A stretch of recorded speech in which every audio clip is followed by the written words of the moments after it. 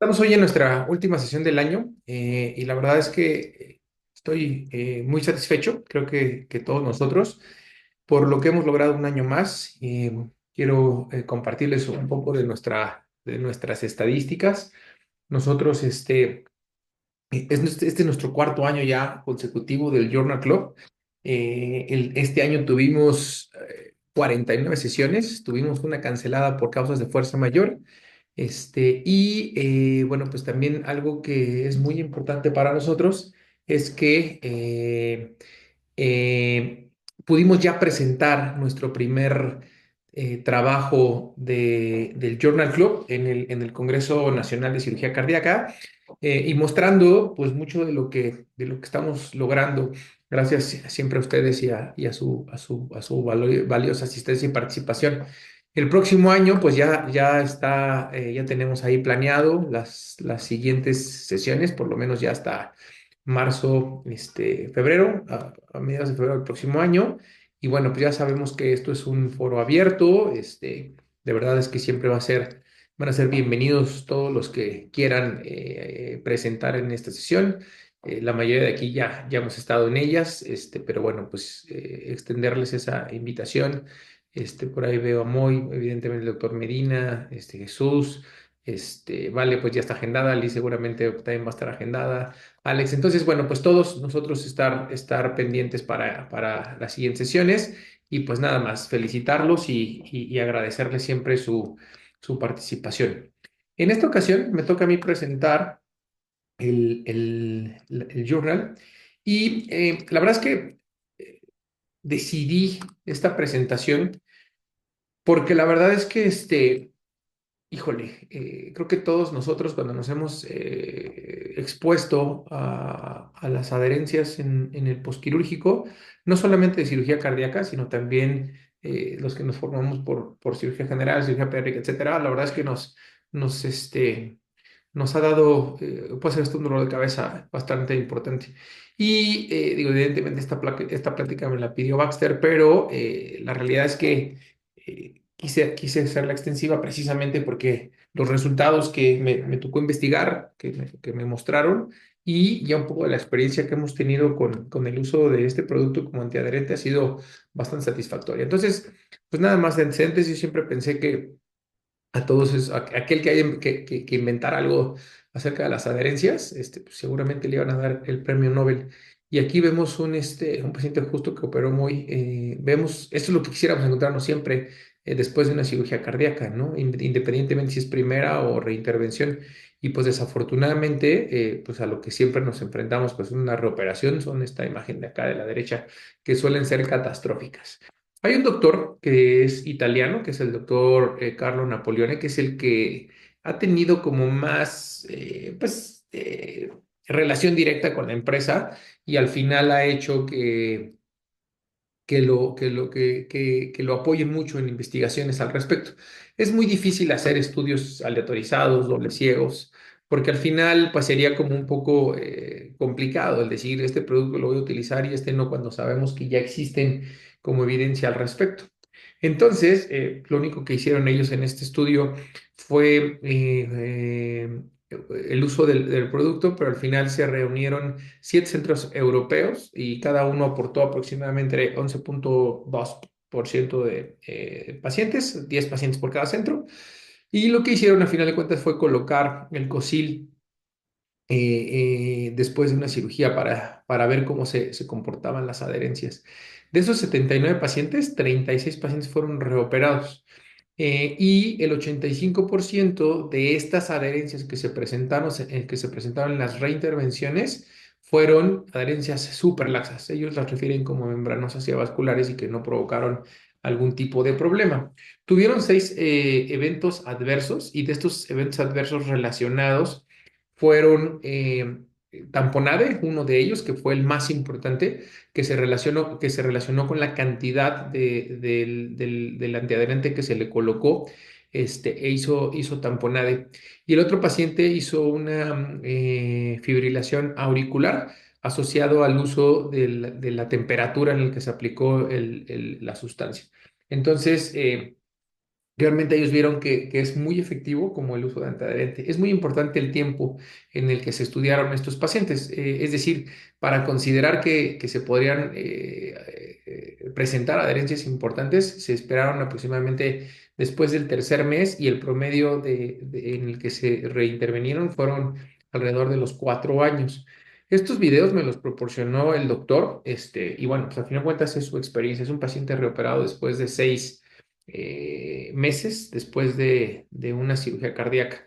Entonces, pues la realidad es que son imágenes que al final de cuentas a todos nosotros nos gustaría ver siempre que nosotros operamos a nuestros pacientes, vean cómo son adherencias bastante laxas, son bastante fáciles de manejar y pues que definitivamente disminuyen mucho el riesgo de sangrado o de lesiones vasculares, ¿no? Entonces, este es uno de los videos de los cuales se presentan en el trabajo que el doctor Napoleone presentó y bueno, tuvimos ahí la oportunidad de que nos lo compartiera.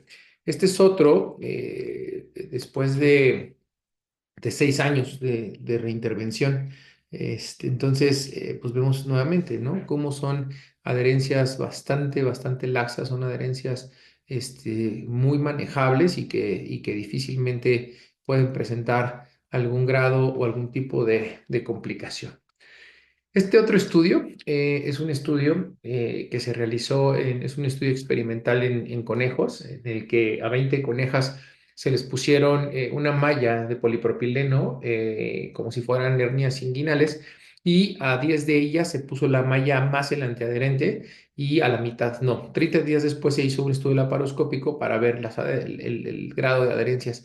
Y en la tablita vemos ahí como el grupo uno tuvo adherencias muy laxas, muy suaves, alrededor del 64%, y adherencias complejas, pues realidad es que no tuvo de manera importante. En el grupo 2 donde no se le colocó, pues la verdad es que las adherencias más complicadas sí fueron en en este grupo de pacientes que no se les colocó la malla con el antiadherente. Entonces ellos mostraron una tasa muy significativa de menor adherenciolisis. Aquí vemos en esta gráfica de cajas cómo si hay una evidencia importante, significativa.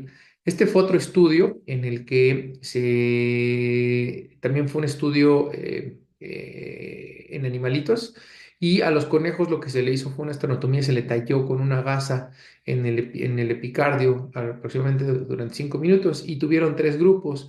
El primer grupo fue el grupo que se le colocó el Cosil, a otro grupo se le colocó Tisucol, que en su momento existía, y al otro grupo no se le puso nada. Entonces vemos cómo en la gráfica ahí de las barras, vemos cómo el grupo del Cosil no tuvo no tuvo un índice de adherencias tan importantes como lo mencionaron o lo pusieron en el otro aspecto.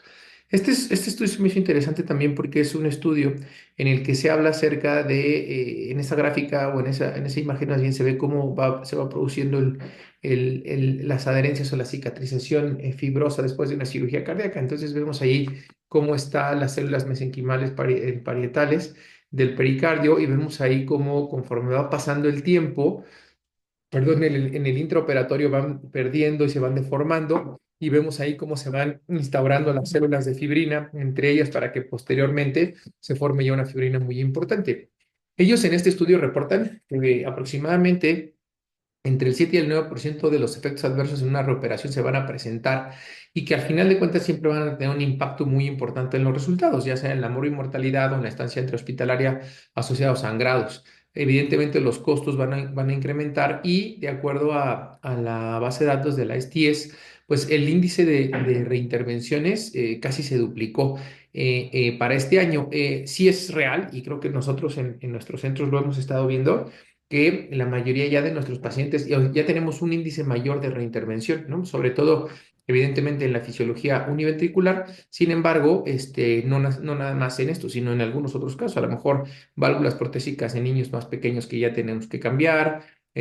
Hoy, por ejemplo, tenemos un caso de un niño que tenemos que tener su aórtica fibrosa fija al año y cachito con un gradiente muy importante y con ya alguna reproducción hemodinámica y a los 2 años volvió a recidivar. Entonces, evidentemente esto cada vez se hace más frecuente. ¿Cómo podemos nosotros como cirujanos intervenir? Hemos hablado durante muchas partes o muchos momentos del journal acerca de sangrados, etcétera, y por eso también quise presentar esto, porque al final estas son las intervenciones que nosotros como cirujanos vamos a hacer directamente. Evidentemente, temas del manejo de hemocomponentes o de medicamentos para control del sangrado, etcétera, pues lo maneja la terapia intensiva, el anestesiólogo, pero nosotros es donde podemos intervenir. Una de ellas, y evidentemente, es la mínima invasión, ¿no? Ya hemos tenido muchas charlas al respecto. En este foro y es uno de las estrategias que nosotros podemos utilizar. Sin embargo, también existen este tipo de sustancias en las que estos productos sintéticos de polietilenglicol, etcétera, pueden evitar y tener una acción importante en estas fases, ¿no? de las lesiones. Y bueno, pues en algunos casos se utilizan esteroides sistémicos, sin embargo, sabemos que los efectos de los esteroides sistémicos pues pueden ser mucho más complejos. Entonces, estos son todos los productos de los cuales se disponen en el mercado. Evidentemente, esto es lo que reporta la literatura nacional, pero, perdón, la literatura internacional. Sin embargo, sabemos hoy que en nuestro país, pues no tenemos tantos como nosotros quisiéramos, ¿no? Pero entonces aquí vemos cómo el efecto, sobre todo mecánico, para mantener una barrera entre las células mesenquimales y el pericardio parietal y de esta manera evitar, como ya vimos en los videos que les presenté el doctor Colón. Y bueno, les voy a presentar dos casos clínicos. Uno de ellos es un paciente, la verdad es que es un paciente que costó un poquito de trabajo la toma de decisiones. Llegó con nosotros por una artritis esofágico tipo 3, hizo todo el abordaje diagnóstico y al final teníamos un paciente con un ventrículo izquierdo borderline. Entonces, los diámetros, el volumen del ventrículo, etcétera, nos daban como para pensar que no era candidato a llevarlo a una cirugía biventricular de primera instancia. Y entonces, de acuerdo a los estudios que nos realizó ahí el doctor Sergio Patrón, que vemos que son increíbles sus imágenes, el volumen, a final de cuentas, del ventrículo izquierdo era limítrofe para pensar a llevarlo a cirugía biventricular. Y entonces decidimos de esta manera hacer una cirugía univentricular y le hicimos una cirugía de Norwood. Entonces, bajo nuestros conclusiones o decisiones era por el tema del ventrículo izquierdo borderline, la obstrucción subaórtica que se reportaba y la hipoplasia del arco. También ahí el valor Z de la válvula mitral y era una válvula mitral no necesariamente sana, pues decidimos entonces hacerle un Norwood con pericardio bovino y le hicimos una fístula sistémico pulmonar. Lo dejamos con un protocolo esternón abierto y nosotros utilizamos en esta ocasión primero como sellante, decidimos usar Cosil como sellante en toda la línea de sutura y al final esparcimos para utilizarlo como un antiadherente en la segunda. Entonces, este es el clip del video. Eh, nada más son como los pasos como más importantes. Hicimos ahí la canulación en la aorta ascendente, una sola cánula en la orejuela derecha. Ahí hicimos la fístula sistémico-pulmonar, le pusimos su clip en lo que terminamos la anastomosis para continuar con la circulación extracorpórea. Todo esto lo hicimos mientras bajábamos la temperatura para hacer hipotermia profunda y paro circulatorio. Después ahí seccionamos el tronco de la arteria pulmonar, colocamos un parchecito para no deformar el tronco del mismo pericardio bovino con el que hicimos la reconstrucción del arco. Ahí estamos sellando el tronquito de la arteria pulmonar para posteriormente ya hacer la reconstrucción del arco aórtico como si fuera una cirugía de Norwood. Evidentemente aquí teníamos una gran ventaja, ¿no? Que era que la aorta ascendente era de muy buen tamaño. Entonces, pues esto definitivamente técnicamente nos ayudó muchísimo para hacer la plastía y resolver el problema. Aquí estamos uniendo las dos raíces, la raíz del tronco de la arteria pulmonar que ya está seccionado con la aorta descendente. Y ahí estamos haciendo la plastía con la reconstrucción del arco con el pericardio bovino. Entonces, pues este paciente utilizamos, bueno, ahí está el pericardio y utilizamos entonces el sellador, sobre todo en las líneas de sutura. Siempre digo, al final la parte técnica nos dice que es importante el aplicarlo como se debe para tener un buen funcionamiento, ¿no? Y esto sabemos que es, el área tiene que estar seca, lo que hacemos aquí es despinzar un poquito como para que se llene, como para que se ajusten las suturas y posteriormente ponemos el sellador. Y después de esto hay que esperar un minuto para que selle el producto y posteriormente entonces ya podemos despinzar, etcétera. Entonces ahí estamos secando adecuadamente ahí el área donde nosotros vamos a aplicar y posteriormente utilizamos ya el producto. Habíamos platicado acerca de la cantidad. De acuerdo a los estudios, ellos sugieren que en niños recién nacidos se utilice 1 mililitro no más. En niños entre 3 kilos a 5 kilos, 6 kilos podemos aplicar 2 mililitros, en adelante ya 4 mililitros. Recordemos que estos vienen en paquetes de 2 y de 4 mililitros. Entonces, importante es que como dejamos el protocolo del esternón abierto, sabíamos que difícilmente iba a hacer un tamponade y no había obstrucción tampoco coronarias, entonces por eso también nos vamos un poquito más tranquilos con el uso de. Y aquí ya lo que hicimos fue, eso fue el día que se cerró el esternón y ahí posteriormente pusimos un poco más de producto para las adherencias. Entonces, este paciente después de 5 meses, habíamos platicado también acerca del tiempo, cuánto tiempo se considera suficiente como para que el paciente haga adherencias y entonces poder evaluar esto. Pues aproximadamente después del tercer mes, entonces decidimos hacer Glenn. Todavía, no teníamos una buena crecimiento, la mitral ahí todavía daba como muchos temas, entonces decidimos llevarlo a Glenn y ya posteriormente más grande hacer una revaluación. Lo que hicimos aquí entonces fue un Glenn bidireccional y ampliamos parte de la anastomosis hacia la rama de la arteria pulmonar con un parche de Gore-Tex. Y pues lo llevamos a fisiología ventricular. Entonces, pues aquí este es nuestro caso. Vemos, la verdad es que sí vimos, nuevamente, a lo mejor puede ser muy subjetivo, ¿no? El tema del abordaje y cuánto tiempo me tardé en abordarlo, etcétera, pero sí vimos, una disminución de las adherencias después de que nosotros utilizamos el COSIL ya como antiadherente después del cierre del esternón. Ahorita adelante les voy a platicar, o más bien la técnica, como se debe utilizar el producto como antiadherente, porque al final de cuentas el aplicador que nosotros teníamos en ese momento solamente era un aplicador para utilizarlo de manera directa como sellante. Pero bueno, tuvimos un resultado ahí óptimo, ¿no? Entonces, afortunadamente, creo que tuvimos una buena cirugía posterior y la verdad es que las adherencias, pues fueron adherencias que pudimos manejar de manera muy habitual, muy rutinaria y pues la verdad es que lo tuvimos. Ahí vemos toda la plastía del Norwood, ahí ya se desenfoca un poco la cámara y ahí pues ya estamos haciendo el Glen. Perdón, se van a escuchar malas palabras. Y bueno, pues al final, como les dije, hicimos esta reducción con una buena evolución. Entonces utilizamos como sellante la línea de sutura, no hubo compresiones sísmicas de las coronarias, no hubo datos de mediastinitis, y bueno, pues encontró un buen abordaje, ¿no? Volvimos a utilizar un sellante y pues ahora vamos a ver qué pasa con este paciente. Este es otro caso de una paciente adolescente con una arteritis de Takayasu, que tenía una estenosis supravalvular, aórtica, toda la raíz aórtica estaba afectada y también parte del arco transverso y el primer vaso supraórtico. Entonces le hicimos una cirugía, una plastía tipo Duty con 2 parches y aquí estamos poniendo un parche todavía en los supraórticos. Aquí vemos cómo se está aplicando nuevamente el COSIL alrededor de la línea de suturas de alta presión y así es como queda.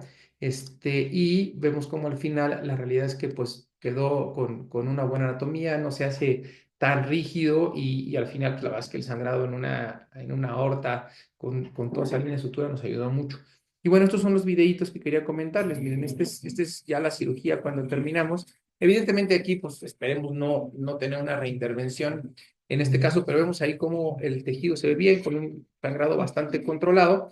Y este es el aspersor. Esta es realmente la técnica que se debe de emplear a más o menos entre 15 y 20 centímetros colocarlo con este espesor en todos los líneas, en toda la superficie donde las adherencias pueden ser más evidentes, ¿no? Y bueno, pues al final esos fueron nuestros casos. Un poco de la teoría que ellos nos sugieren es, bueno, pues al final de cuentas, este tema de la cascada de coagulación la hemos visto en muchos foros, en muchas pláticas, y bueno, y al final lo importante de conocerla es saber en cuál es el mejor momento para poder nosotros utilizar el tipo de hemostáticos que nos van a ayudar para el efecto que nosotros buscamos y queremos, ¿no? Entonces, importante definir y diferenciar lo activo de lo pasivo. A final de cuentas, lo pasivo siempre va a depender de la coagulación o de un estado de coagulación óptimo del paciente y los activos, pues a final de cuentas, van a ser independientes o la función va a ser independiente al sistema o a la coagulación del paciente, ¿no? Entonces, esto es un poco la diferencia entre los hemostáticos y los sellantes. Los hemostáticos son productos usados para detener la hemorragia intraoperatoria que está sangrando, ¿no? Por ejemplo, a lo mejor nosotros utilizamos el mismo Tisil o utilizamos Gelfuam, utilizamos Urgicel, etcétera, pero dependemos mucho de esto, ¿no? Van a interaccionar con la cascada de la coagulación y es importante conocer cuáles las condiciones del paciente, ¿no? Sabemos que estos pacientes cianóticos o estos pacientes que pueden tener algún tipo de genopatía muy asociada a las cardiopatías, como puede ser el síndrome de George, pues van a tener alteraciones sobre todo en las plaquetas y algo en la coagulación.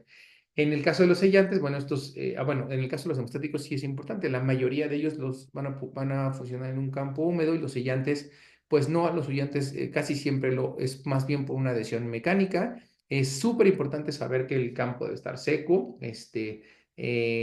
o húmedo, dependiendo mucho del producto, y dejar el tiempo suficiente para que tengamos el efecto adecuado.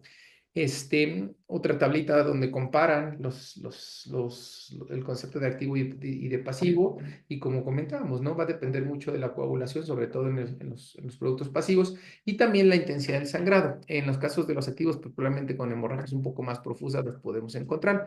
Estos son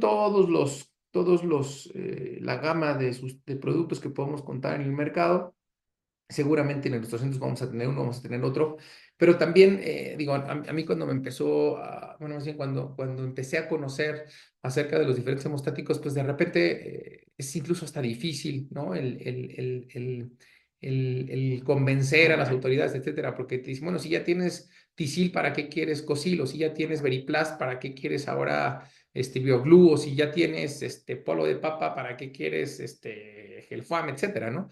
Pero lo más importante y precisamente es saber qué tipo de productos son, y en dónde lo voy a utilizar y cuál es la indicación que va a tener mi paciente para su uso, ¿no? Entonces, esta es otra tablita donde vemos todos los diferentes productos.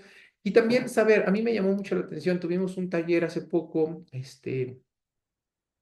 con Johnson y Johnson, y ellos tenían, si mal no estoy, creo que era BioGlue en el mercado, que era la competencia directa de Cosil, pero que resulta que ya no lo tienen en México, ¿no? Entonces también eso es importante, saber qué tengo disponible y sobre todo dónde lo voy a utilizar. Entonces, lo más importante es ver la severidad del sangrado para saber qué es lo que yo puedo utilizar. Y bueno, estas son las opciones de algunos hemostáticos con pacientes que puedan tener alguna coagulopatía, ya platicamos, ¿no? A lo mejor en el caso de niños mayores, son los adultos incluso, que van a estar con algún anticoagulante o que pueden tener algún tipo de enfermedad, como ya lo platicábamos, estos niños cianóticos durante mucho tiempo, alguna genopatía. Entonces, estos son los productos que se pueden utilizar, que seguramente muchos de nosotros tenemos. Y en el caso de los hemostáticos activos, pues un poquito de los que ya también mencionamos nosotros, ¿no? Esta tablita es importante, ¿no? Conocer cuál es la comorbilidad de mi paciente. Nosotros estamos haciendo ahí un estudio nos llamó la atención una vez que tuvimos un paciente con D. George que nos decían que había que hacer algún estudio de las plaquetas precisamente porque la calidad de las plaquetas en el D. George se suele ver entorpecida. Entonces, y tratamos de hacer una investigación y estamos en eso precisamente para saber realmente cuáles son las comorbilidades asociadas al síndrome de George y el impacto que pueda tener la anticoagulación, ¿no? Entonces, probablemente estos pacientes, pues yo tengo que estar preparado para saber qué es lo que puedo utilizar. ¿Cómo está la escala de sangrado? Esta escala es interesante, ahorita se lo voy a presentar adelante. Evidentemente sabemos que la técnica quirúrgica va a ser como la parte medular y fundamental de una buena hemostasia. Y bueno, pues evidentemente los resultados que nosotros vamos a estar esperando, ¿no? Entonces, las comorbilidades, pues ya lo platicamos, las coagulopatías, síndromes genéticos, aquellos pacientes cardiópatas con cianosis durante mucho tiempo y algunas otras patologías que aquí adelante estamos describiendo, ¿no?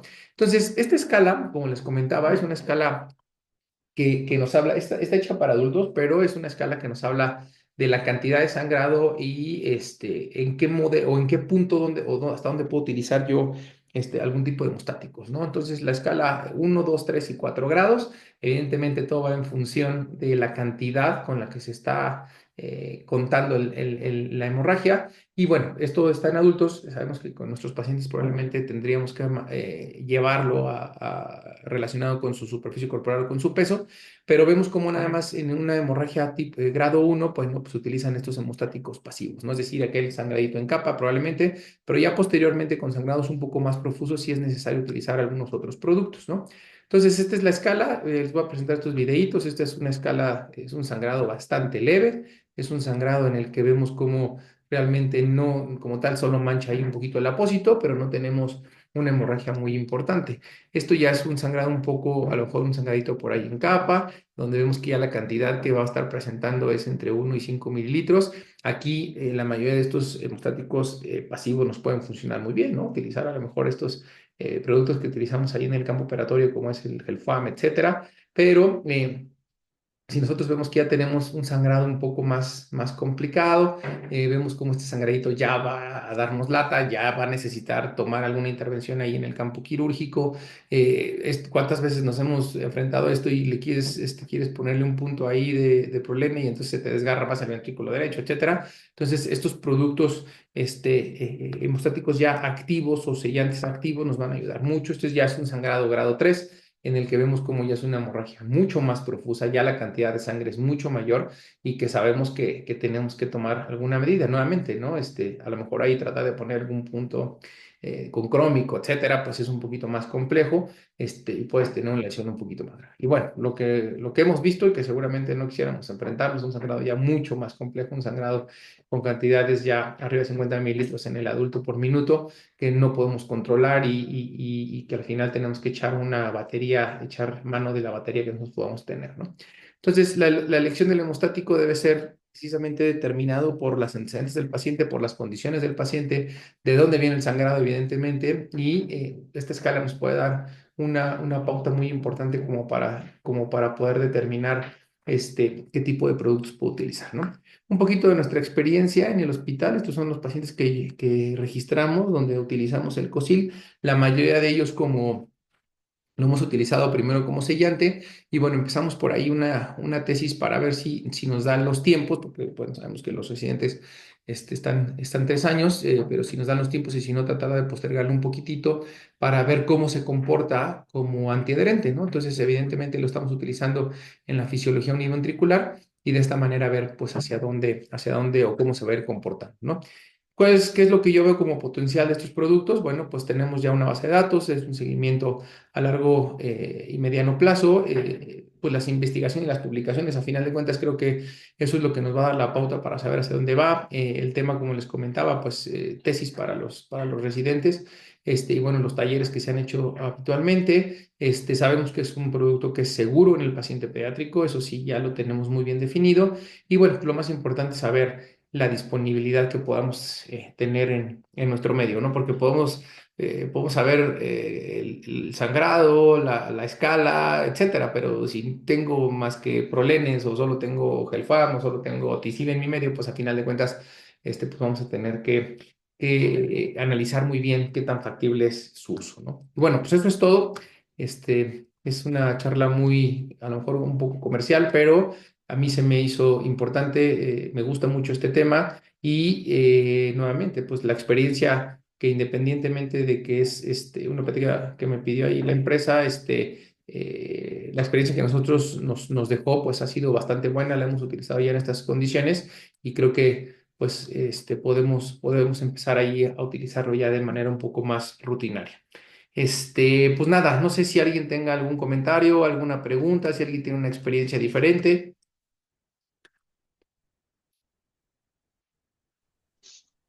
Yo, Charlie, Adelante, vale. Qué gusto, buenas noches.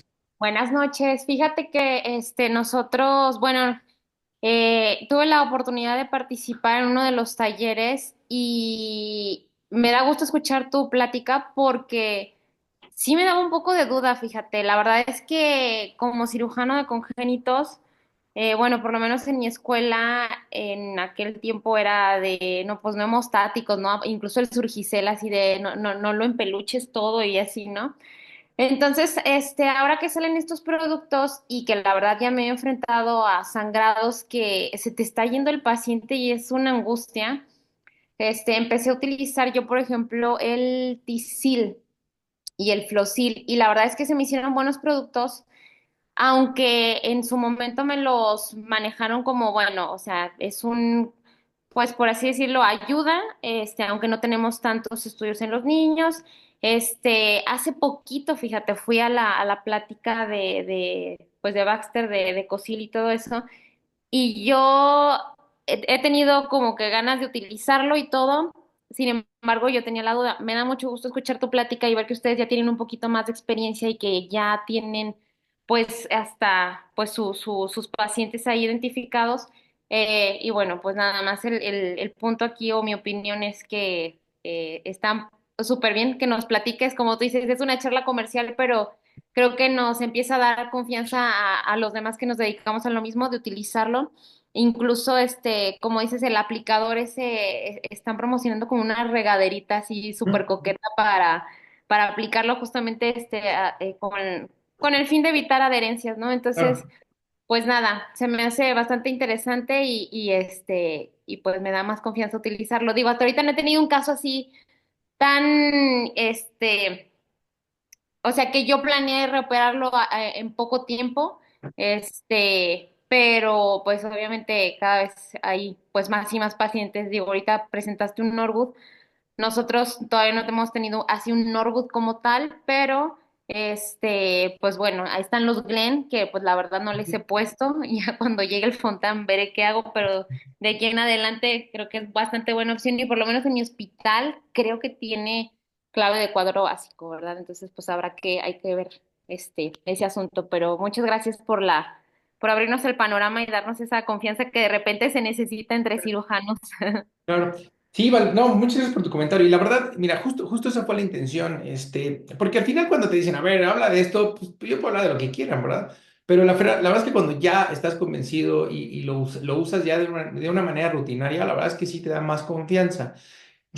Bueno, nosotros tratamos de usarlo ya de rutina, por ejemplo, en todo lo que tiene que ver con reconstrucción del arco aórtico, plastias aórticas, avances aórticos, etcétera. La verdad es que es algo que utilizamos de manera ya rutinaria. Y de ahí, pues como que ahora sí que nos montamos en el plan de las antiadherencias, bueno, como antiadherente. Y la verdad es que dices, bueno, o sea, como yo les decía al principio, o sea, cuando hice cirugía decía, el que invente algo para esto va a ser buenísimo. Y tengo anécdotas así terribles. Estaba operando con el doctor Ruiz, un niño de una transfusión de grandes arterias, que le preparó el ventrículo para hacerle, ya te le dije, doctor, vamos a ponerle gelatina, ¿no? De esta Hemacel, ¿no? Porque supuestamente en el abdomen, eso no sabes, o sea, me dijo de lo que me iba a morir a las 2 semanas, porque estaba, pero pegado horrible, ¿no? Entonces, bueno, al final sí nos sirve. Y la otra, antes de darle la palabra a Liz, es la manera de usarlo, ¿no? Esto sí tiene que estar completamente seco. Te repito, yo lo que hago es cuando hacemos algo del arco aórtico, despinzamos un poco para que se purgue, para que se ajusten las suturas, secamos muy bien, aplicamos y nos esperamos un minuto, ¿no? Incluso ahí ha pasado de repente que haces hipotermia profunda y paro y que ya llevo 40 y tantos minutos, ya llevo esto, bueno, un minuto más sé que me va a ayudar para evitar sangrados, ¿no?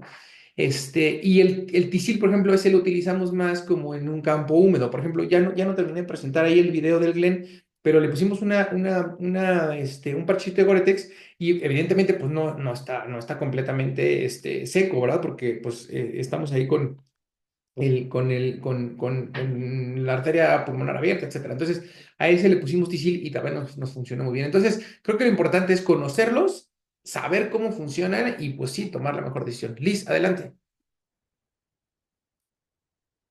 Hola, ¿cómo están? Qué gusto. Pues sí, como bien comentaba la doctora Valeria, ahí en el instituto, en cardio, nuestros maestros no nos dejaban usar hemostáticos. No sé si porque no estaban dentro de la licitación o también porque ellos comentaban que en lugar de prevenir las adherencias, ocasionaban más adherencias. Ya después con las pláticas y los artículos, sí se comenta lo que tú dices, que se disminuye el riesgo de adherencias. Yo desde que soy adscrita, ya voy a hacer 2 años, siempre, siempre, siempre les pongo hemostático a mis pacientes, estén sangrando o no. ¿Por qué? Porque pues solamente estoy yo, no tengo residentes. Si sangra, pues para evitarme regresando corriendo, ¿no? La verdad es que a todos los de bomba yo les pongo los Tisil, Flosil o Veriplast. Y a los sin bomba siempre les pongo el polvo de polisacáridos, ya sea Arista o no recuerdo la otra marca. Nextat. Exacto. Y desde que salí no he tenido, afortunadamente, hasta ahora, una reintervención por sangrado mayor a la habitual. Lo que sí he llegado a ver es que los pacientes, sí he reintervenido a pacientes al día siguiente o a los 3 días, ¿no? De la cirugía, y sí me he dado cuenta, a diferencia de los que metíamos allá en el instituto, que allá encontrabas un buen de adherencias, muchos coágulos, un montón de cosas ahí pegadas, ¿no? Y en mis pacientes que les he puesto, la verdad es que limpios, limpios, limpios, o sea, nada de adherencias. Y la verdad es que sí me ha sorprendido eso. También lo que teníamos mucho allá en el instituto es que se nos tapaban mucho los drenajes. Ya. Y eso que estábamos nosotros al pendiente ahí, casi a veces al pie de la cama, ¿no? Toda la noche ordeñando. Aquí la verdad es que yo no tengo residentes, como bien comento, y yo no estoy ahí al pie de la cama. Y no he Ah, tenido obstrucciones de los drenajes. Y eso que siempre ocupo, drenajes flexibles, que son los Blakes. Ujú. Blake. Ujú. Y pues sí, esa es mi pequeña experiencia, ¿no? Ah, Este, buenísimo. y Buenísimo. de hecho, llegué a operar con alguno de mis compañeros que hicimos la residencia juntos. En una ocasión, bueno, en varias ocasiones, lo invité a operar conmigo allá en Ixtapaluca y él me decía, ay, te pasas, ¿para qué le vas a poner en estático? Y yo, no, pues es que lo tengo y pues, o sea, es mi seguridad, ¿no? Y la seguridad del paciente. Y ya viéndolo yo a la larga, pues la verdad es que bien. No he tenido ahorita reintervenciones a largo plazo, ¿no? Porque pues apenas acabo de salir Claro. en mi experiencia, pero ya veremos. Ujú. Bueno, no, buenísimo. Sí, la verdad es que, digo, aquí, por aquí está el doctor Bolio también, y también al principio, sí, o sea, era el contexto, ¿no? Nos decía el doctor, no es que, o sea, a lo mejor hay más riesgo de que se infecte, pues es algo que con la sangre, si le dejas el esternón abierto, etcétera, pero la verdad es que no hemos tenido así, puntos así críticos, ¿no? Efectos ahí secundarios feos, no relacionados. Nada más hay como datos así que comercial del producto más o menos creo que son 28 días es cuando se absorbe al 100% y se expande hasta 4 veces. Eso sí es importante, sobre todo para este tema de, como el recién nacido que le pones y que a lo mejor hiciste un yatene o algo, y sí puede tener como una compresión ahí extrínseca a las coronarias, o sea, tamponar, etcétera. Entonces sí es importante saber esos datos, ¿no? Por eso les decía, yo cuando lo usamos y dejamos el esterón abierto me quedo muy tranquilo, pero si le vas a cerrar, sí es importante ahí como ver a lo mejor quitar un poco ahí el residual, etcétera. Pero bueno, la verdad es que son herramientas, es importante conocerlas y bueno, pues ya al final la experiencia, les repito, o sea, nosotros tenemos estas dos experiencias, esa base de datos que tenemos ahí y bueno, pues habrá que ver qué dicen nuestros resultados a ya más largo plazo, pero como lo dijiste, o sea, ese feeling sí te da de que dices, parece como que no se pega tanto, ¿no? Pues bueno, pues a ver cómo nos va. Muy bien, pues no sé si tengamos más preguntas. Doctor Bolio, adelante. Oh, hola, hola, buenas noches. No, bueno, precisamente lo que estás comentando. Yo no estoy en contra de los hemostáticos, al contrario, siempre hemos querido poner hemostáticos. Yo sí creo que el hemostático, lo que funciona ahí al momento es bueno y ya que va uno a cerrar o ya que va uno a acabar, si vas a dejar al paciente abierto, con el esternón abierto, pues ya después quitas el hemostático. Pero a mí sí me gusta, ya que voy a cerrar, dejar el menos hemostático posible, o sea, que cumpla su función y todo. Yo creo que lo importante y así creo que nos ha funcionado es que haya, que estemos siempre pensando en todas las posibilidades de coagulación, es decir, atacar tanto con hemostáticos como con sellantes y con productos hemáticos, pues con ácido tranexámico, fibrinógeno, concentrado de proteínas protrombínicas, o sea, todo suma.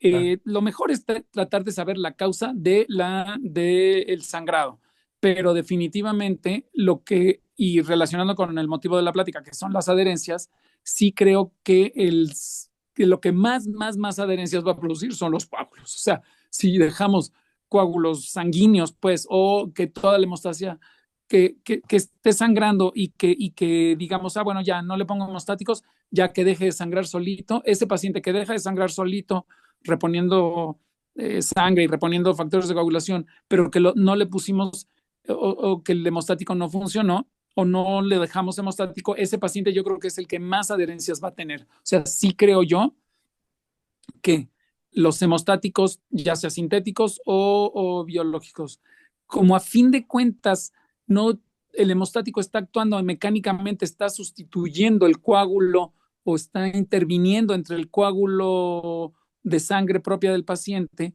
y en ese coágulo es donde van todas las células que a fin de cuentas nos van a producir fibrosis.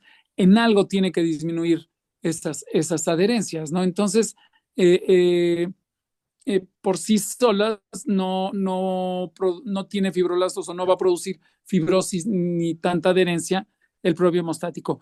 Ya ahorita con la experiencia que tenemos, y es muy empírica mi observación, creo que los dos que menos adherencias nos van a, o que en un momento dado nos van a ayudar para las adherencias es de lo que tenemos disponible, ¿eh?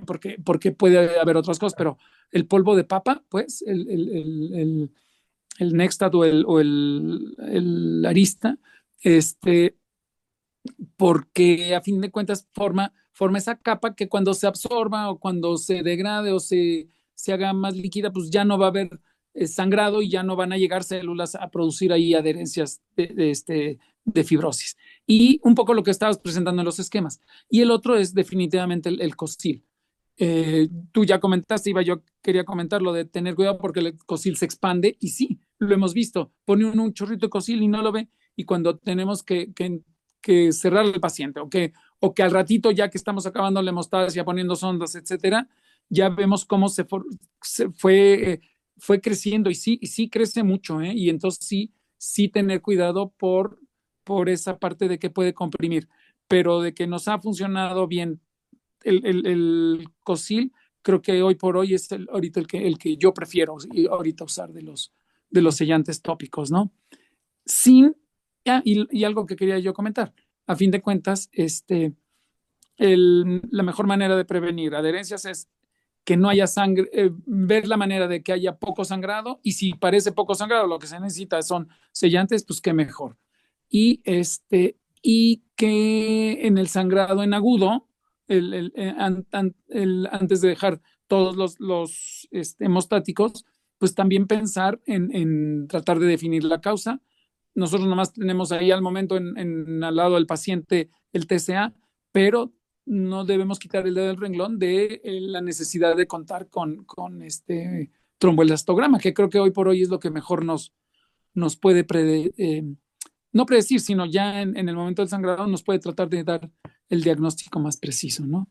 Y pues nada más, ¿no? COSIL y polvo de papa, yo con lo que me quedaría en este momento. Bueno, doctor, muchas gracias. Muy bien, pues no sé si tengamos alguna otra pregunta, comentario. Muy bien, bueno, pues nuevamente agradecerles a todos su presencia el día de hoy. Que sea un feliz fin de año, que vengan muchas bendiciones a su familia, en sus casas, muchos éxitos, muchas cosas buenas, y nos vemos el siguiente año. El doctor Carlos Ruiz El 13 de enero nos va a presentar algo de válvulas percutáneas. Y bueno, pues aquí nos vemos el próximo año. Muchas felicidades a todos. Hasta Feliz la Navidad a próxima. todos. Gracias. Felices fiestas, bye. Hasta luego, bye. Felicidades, bye. Bye, bye. Hasta luego, bye. Bueno.